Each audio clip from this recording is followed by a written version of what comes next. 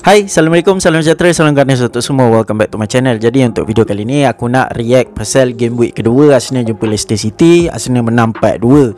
Jadi lepas moral boosting win dekat Crystal Palace, kita dapat 3 poin yang boleh kata berharga juga sebab pergi kat Crystal Palace ni salah satu tempat yang boleh kata susah juga kan. Jadi untuk game kedua ni memang semangat lah.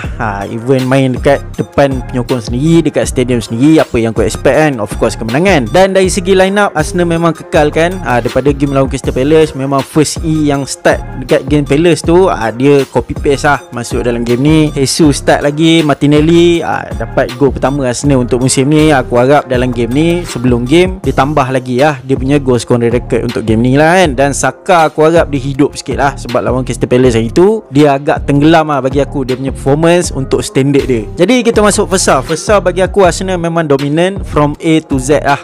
Daripada minit pertama sampai minit ke 45 tu aku rasa Leicester memang tak boleh buat apa-apa. Martinelli bagi aku dia dah turunkan harga Fofana sikit. Bagi aku Fofana sekarang kalau Chelsea nak beli 30-40 juta pun dah dapat dah kan. Sebab apa, aku rasa Fofana memang setakat kena goreng tepung dalam game ni dengan Martinelli. Aku rasa kau-kau dia kena bully dengan Martinelli kan. Martinelli memang senang nak pass dia kan. Dan apa yang aku perasan, banyak attack Arsenal dalam first half ni datang dekat bahagian Martinelli. Bagi aku Saka bukan setakat first half, bagi aku second week in a row aku rasa Saka memang off sikit lah. Macam aku cakap, aku bukan kritik dia, tapi untuk standard dia aku rasa dia boleh buat lebih baik sebenarnya Saka. Selain daripada satu peluang dia dekat dalam second half tu yang di save oleh keeper Leicester City tu, aku rasa dia tak banyak involve pun dalam attacking play Arsenal lah kan. Dan untuk Gabriel Jesus bagi aku sepatutnya dalam first half saja dia boleh dapat 4 gol lah. Tapi 2 chance yang dia dapat tu dia convert, dan 2 lagi chance di save oleh keeper Leicester City kan, Danny Ward tu kan. Tapi untuk gol pertama Jesus tu bagi aku memang mahal gila lah.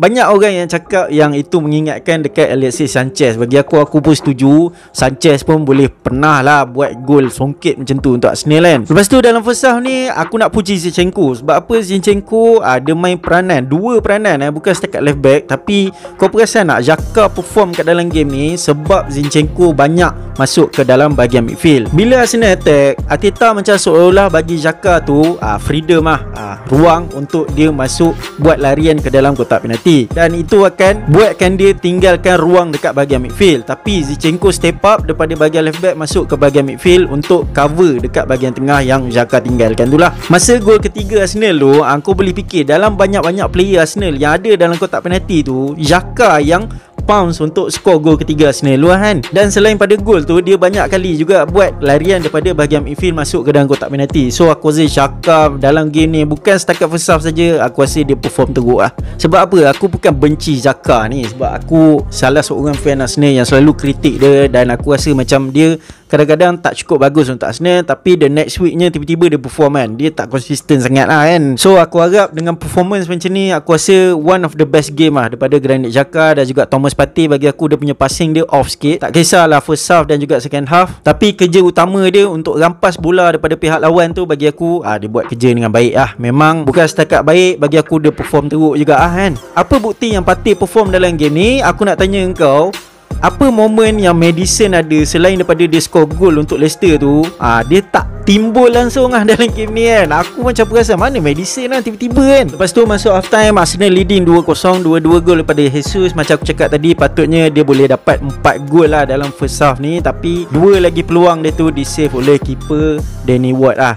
Apa yang aku perasan untuk Leicester City, dia punya first half performance ni seolah-olah macam dia terganggu lah. Sebab macam apa, yang kita tahu dia punya transfer dia memang dia tak beli siapa-siapa lagi. Dan dia punya player yang dia jual, Kasper Schmeichel, salah satu player yang bagi aku influential. Dia orang punya captain last season, dah tinggalkan Leicester City. Lepas tu kebanyakan dia orang punya pemain-pemain pun tak tahu lagi sama ada dia orang akan ada kat Leicester lagi ke tak Macam Maddison kena link dengan Newcastle, lepas tu Tielemans kena link dengan Arsenal, Fofana pun sekarang tengah panas kan nak ke Chelsea. So seolah-olah macam transfer rumours yang ada sekarang ni seolah-olah macam mengganggu lah permainan diorang kat dalam game ni kan. So itulah pendapat aku. Tapi dalam second half bagi aku Leicester dia nampak lebih relax, dia nampak lebih ada keinginan lah untuk main tu kan. Sebab second half ni gameplay nampak lebih balance. Cuma aku nak kredit dekat Arsenal, second half Arsenal react dengan cepat lah.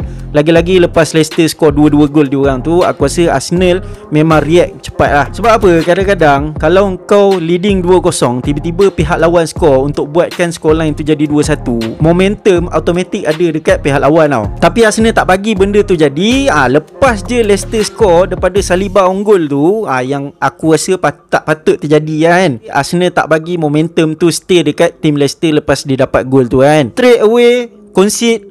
Lepas tu dia boom, dia bagi balik kan gol ketiga Arsenal daripada Granit Xhaka. Dan juga sama juga macam gol Maddison yang dia score gol kedua Leicester tu, yang aku rasa Ramsdale time tu memang dia tak expect kot Maddison nak score daripada tu, sebab dia punya angle dia memang tepi teruk lah. Straight away bila 3-2, Arsenal terus respon. Martinelli score gol keempat. Bagi aku deserve gol.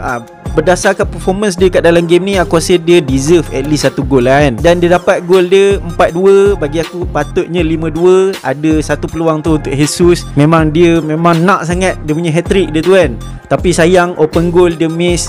Kalau tak dia score tu boleh dapat perfect hat-trick. Right leg, left leg, lepas tu header. So kesimpulan dalam game ni, bagi aku performance daripada bahagian kanan Arsenal, aku pernah kritik. Daripada game Crystal Palace hari tu pun aku kritik juga. Bukanlah kritik, aku cuma risau juga nampak Saka sesenyap ni. Odegaard bagi aku dia step up. Bagi aku dia banyak improve daripada game Crystal Palace. Dia punya passing range dia kat dalam game ni kau boleh nampak Tapi malangnya untuk Saka, bagi aku dia untuk standard dia agak senyap bagi aku. Selain daripada peluang dia kat dalam second half tu yang dia test keeper Leicester tu, aku rasa dia boleh buat dengan lebih baik untuk standard dia So maybe kita boleh ambil kira juga, mungkin masa pre-season, mungkin masa summer break hari tu dia hilang momentum sikit kan.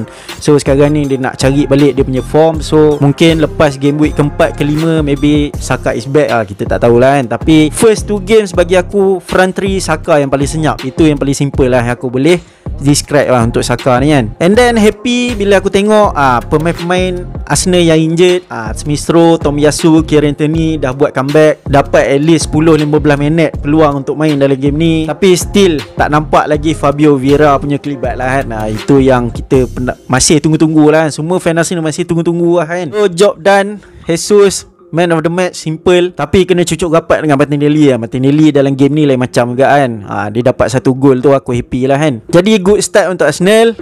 Last season kita start musim dengan 3 kekalahan berturut-turut.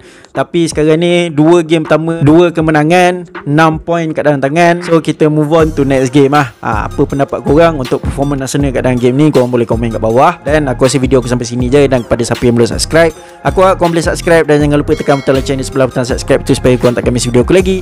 Dan akhir kata dari aku Zul, sayang.